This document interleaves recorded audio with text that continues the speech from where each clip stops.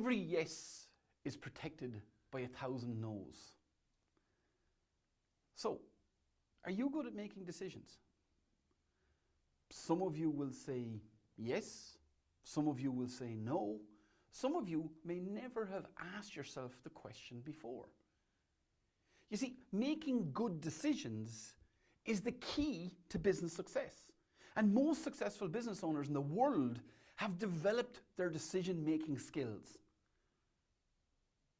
But like any skill, the skill of decision-making starts with you becoming consciously aware of where your strengths are and where your weaknesses are.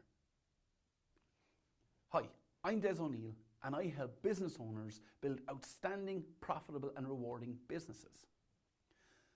So I asked you the question about where are you on the scale of decision-making ability. What if I was to ask you a different question? What if I was to ask you, what is your level of satisfaction with your business on a scale of 1 to 10? 1 where you're not happy with the business, and 10 where you have the perfect business. Okay, if you've got a 10 with the perfect business, this video may not be for you, but if you don't have a 10 perfect business, what impact is your decision making having on your business success? Yes, I work with a lot of accountants, but it doesn't matter what your business is, better decisions lead to better business. Now, I've observed this working with my mastermind clients and those firms and businesses who I work most closely with, the issues around decisions and decision making. And what I'm going to share with you now is I'm going to share with you the components of a good decision. I see people making excellent decisions. I see people making not such good decisions on a weekly basis. I'm trying to distill out what is the difference between those excellent decision makers and those ones who don't always get the results they want. The first step of good decision making is about gathering the information. All of the information you need to make an informed decision. When we start making decisions without having full visibility, that's a recipe for disaster. The next thing you need to do is to look at the outcome you want to achieve. Now, when I talk about the outcome you want to achieve, this is not just, well, what's the next thing I need to do? What's the next thing I need to do? The outcome is, well, linking your personal purpose into your business, taking a long-term view and saying, right, okay, in the context of my personal purpose, in the context of a 10 or a 5-year strategy, what outcome do I really want to achieve? Decision making in the here and now, short-term incremental decision making may not necessarily get you where you want to go. Then what I'd suggest you do is you apply some 10x thinking. What do I need to 10x my business? Now, you've heard me talking on other videos about 10x thinking, and 10x decision making, it's about seeing a bigger picture, seeing a world without limitations, seeing our current problems and current issues from a different perspective. We might make a decision today that is incremental thinking, that solves the next problem. But solving the next problem is going to lead us to the next problem. At times we need to raise our head up and look longer term into the future.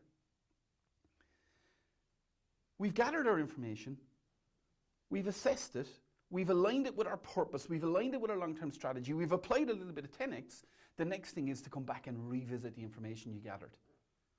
This time we're revisiting the information, we've started our thought process, but the purpose of revisiting the information is to face the facts honestly and accept the truth of the situation that you are currently in, accept the truth of your reality. Sometimes where I see poor decision making is where people have delayed and procrastinated. Once you've got the information, once you've done your thing, move expeditiously and steadily to the result. This is about being comprehensive in your approach. It's not about being slow. Based on the information, now we get to identify the choices and the scenarios. So what are the options? If we make this decision, what happens? What's the knock-on effect of that? If we make the decision this way, what happens? What's the knock-on effect of that? Start quantifying the pros and cons. I'm a huge fan of external advice. Now, I also know that too many cooks can spoil the broth. But when you're at an advanced stage of decision making, it can do no harm to go to that trusted advisor, to go to that coach, and to introduce some contrarian thinking. When I'm working one-on-one with my accountancy firm clients, that's a lot of what I do. It's I help them make decisions by asking different questions and throwing in thinking. Maybe I don't even agree with it, but throwing in curveballs. With all this done, now all that's left is on an unemotional and clear state of mind, weigh up those pros and cons, looking at the long-term view, and make that decision. Jot down your basis.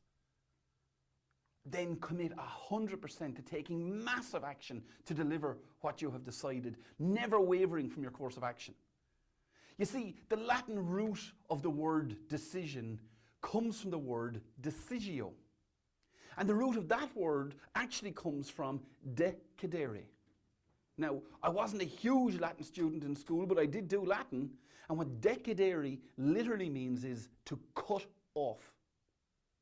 What decision making is really about is cutting off all of the non-ideal, non-optimal options in favor of the one that will serve you best in the medium to long term. So my question for you is, back to the start. Are you a good decision maker? Then what's your process to ensure that you're always happy with your decisions?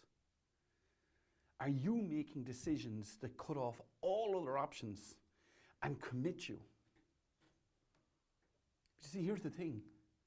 Ultimately, decision making is about saying no. It's about saying no to everything that doesn't serve your purpose and saying yes to the few things that do. Now, I love the way they put it in one of my favorite books, The One Thing. So I love that book, The One Thing. It's so simple. But they come at decision making from a slightly different angle. In the book, they talk about how every yes is defended by 1,000 no's. What's the decision that you can make today to begin improving your business right now? Go through the process, commit to it, and defend those yeses until such time as you have successfully and fully implemented. So I'm Des O'Neill, and wherever you're watching this video, please leave a comment. If you want to find out more about me and what I do, you can check me out on theprofitpro.com. I always want to hear from you and hear what you think. How are your decisions? Have you made any big ones recently? Or are there a couple of big ones that you really need to tackle now? Leave a comment and let me know. If you've got any value out of this video, please share it with your colleagues, your friends, or someone you care about. In the meantime, until I see you again, let's get it